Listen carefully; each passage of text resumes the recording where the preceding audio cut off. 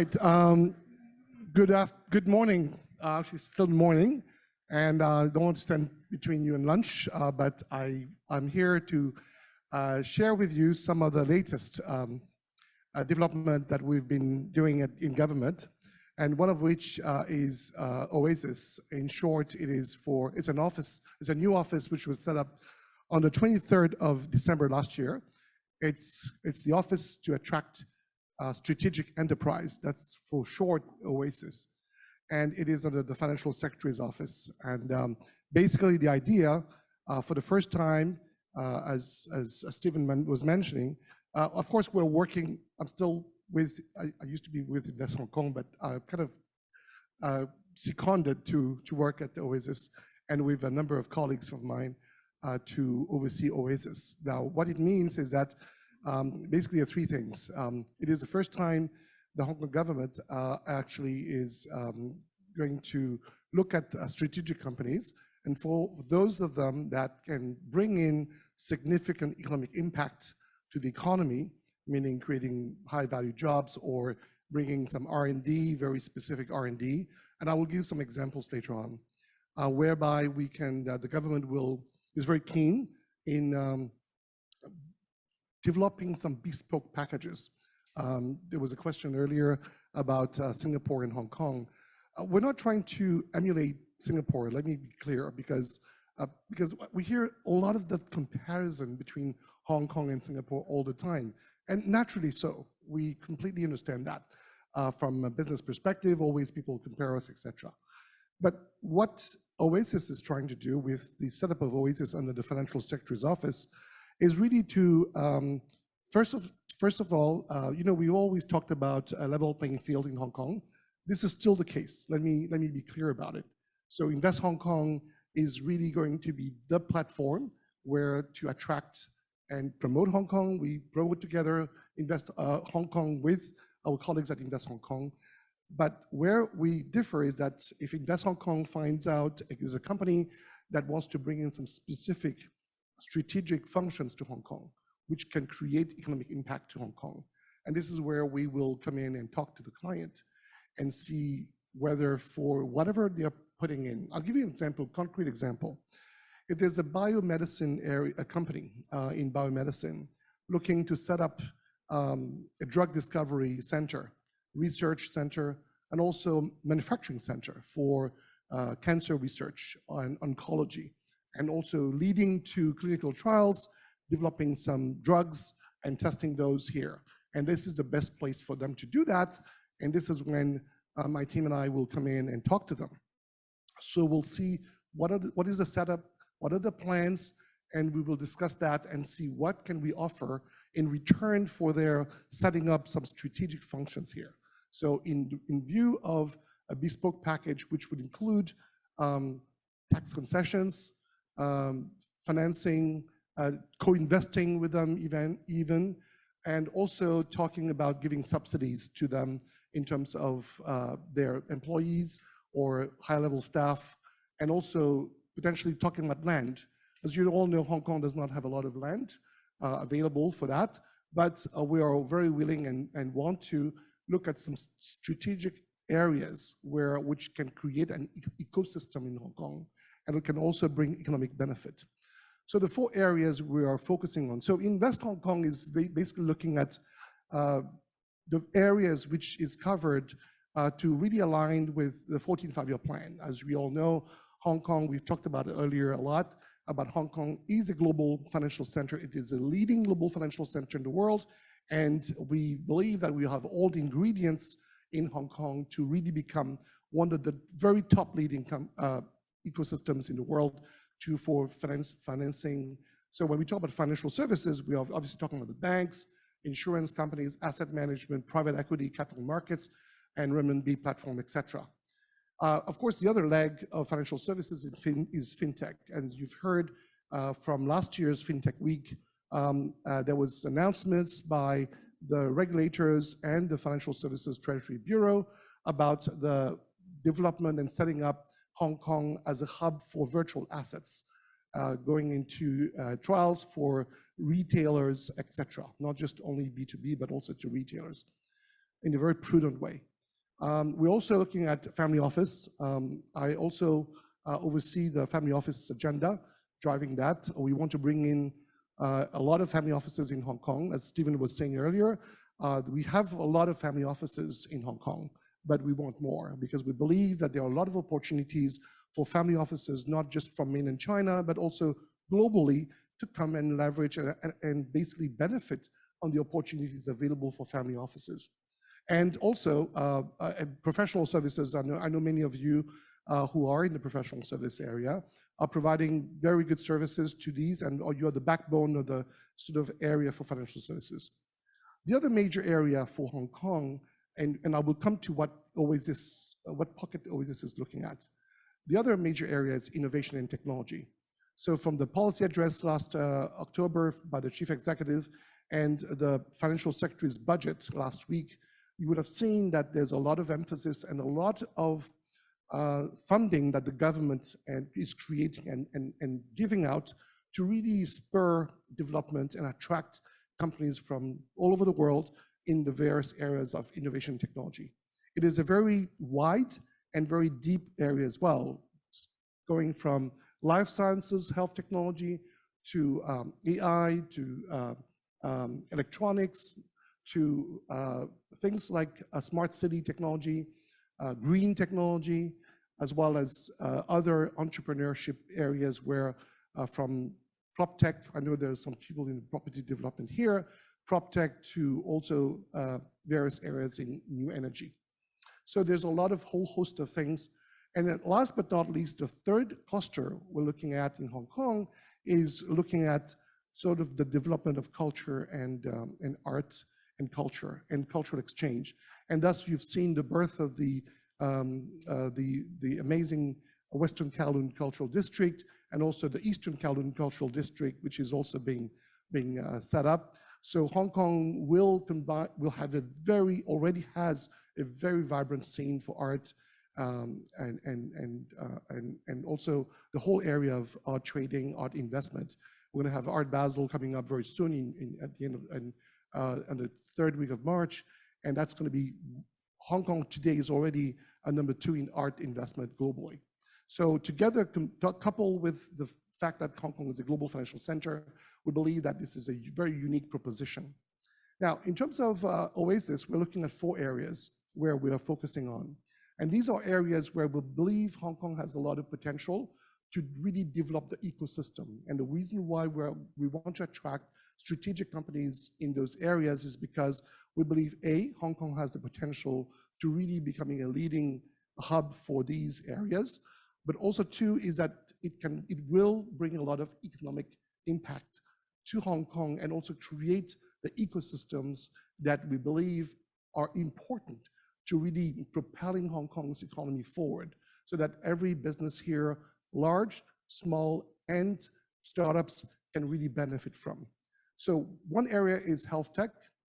So everything about health tech so it's a very broad area, as you all know, life sciences and health tech, going from genome medicine, precision medicine, medical device, to e-health, to various areas in sort of pharmacology, to drugs development, and to also traditional Chinese medicine. So Hong Kong has a lot of areas where we're not starting from scratch because we have very excellent two teaching hospitals, but also we have very credible places, hospitals here, the healthcare system, which is very reliable. If you do a survey and ask people around in Asia where if they wanted to go and get healthcare, Hong Kong will be one of the major ones. That's why we see a lot of our friends from over the mainland and other places actually coming here to get healthcare services.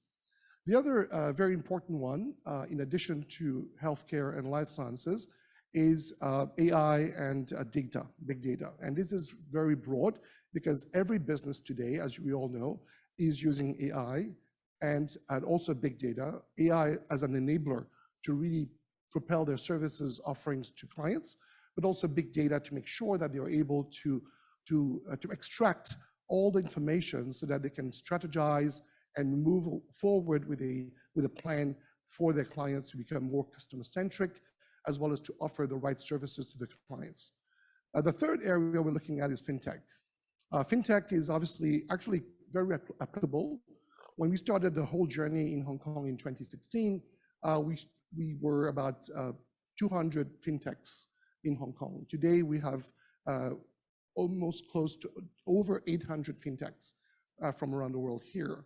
And we believe that this is an area, together with the development of Web3 and also the exciting development of the whole virtual assets, we believe Hong Kong is very well placed to really attracting a lot of fintechs or tech fins in Hong Kong. And because the fintech and tech fins that are in Hong Kong, they're not just servicing the financial service industry, but also servicing different industries, from logistics, trade, to also from payment, etc., to areas in securities and other areas in financial services, but also cutting across. Last year at the FinTech Week, we had Vivian Tan, a very famous designer originally from Hong Kong, who was back here to show how the crossover between NFT and also fashion could be used with the FinTech development. So very exciting things. And I think the great things are yet to come, because when we talk about the world of NFT and Web3 and virtual assets, we're opening up a whole host of things which are very excited. And you've seen the budget. Hong Kong has started to a very small amount, $50 million to begin with, but that is to really spur and attract more Web3 companies and also digital asset companies, etc., to come here so that they can use Hong Kong as their testing ground, as a sandbox, and to develop further the applications to the big banks, the big insurance companies, but also not only banks and financial services, but also other areas in logistics, fashion, to all the way to art and culture. So there's a whole host of things that are being used right now. And of course, the other part, the last part of the OASES focus is advanced manufacturing. As I mentioned about we didn't focus on advanced manufacturing before, but we are now, because we believe there are some areas, for example, in food manufacturing, because of the reliability and standard that Hong Kong has, there is merit for some food manufacturing or food tech to come up and set up here to really leverage on the CEPA to export to the mainland, but also use Hong Kong as a conduit for the smart manufacturing development and reindustrialization, as we call it. So, of course, the last but not least of that is the new energy. And that's, we called, whether it is electric vehicle or the hydrogen vehicles, etc., or new energy vehicles. And this is very important because, as you all know, Hong Kong has signed up for the to be carbon neutrality by 2050, and China by 2060. And it is therefore very important that we developed a lot of the green energy or green vehicles from Hong Kong and also for Hong Kong and also in the area. So that's whether we're using all these technologies to really help us meet the goal of 2050. I know Canada has also has this goal of 2050 in terms of net zero, which is fantastic. So we are working very much in parallel.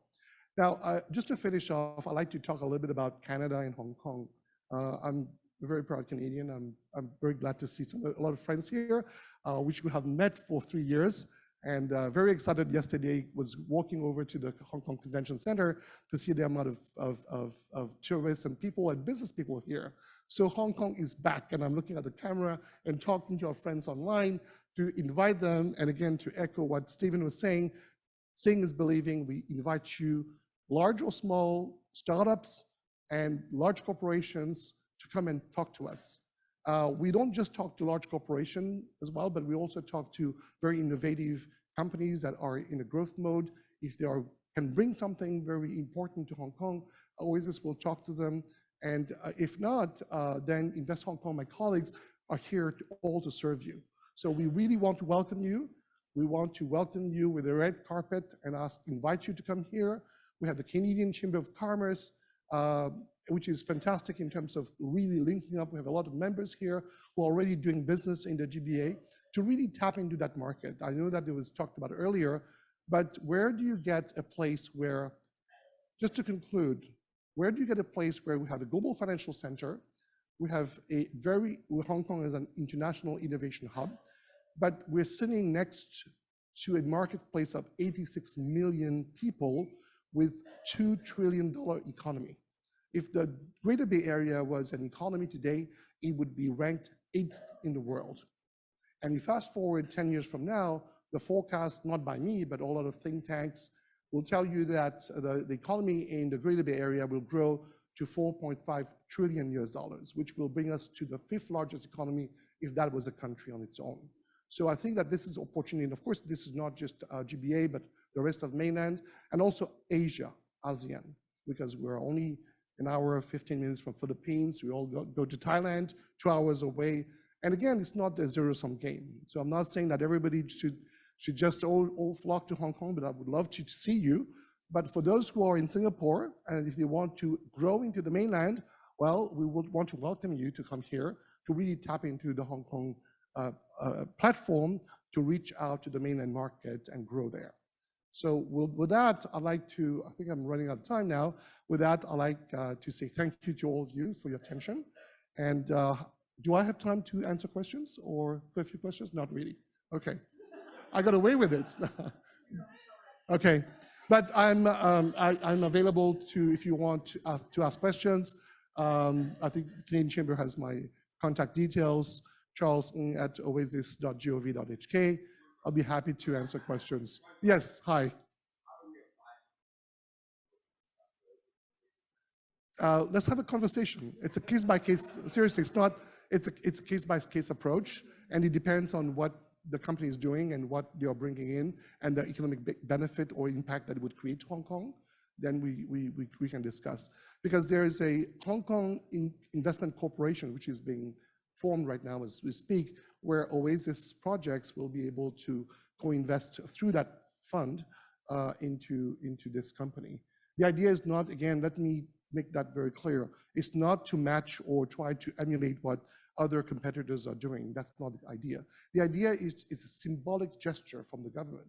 If the government is investing into a strategic company that is making a huge economic impact to Hong Kong, we hope that this will be a catalyst for the company to go get funding in the private sector. Okay. So with that, thank you very much.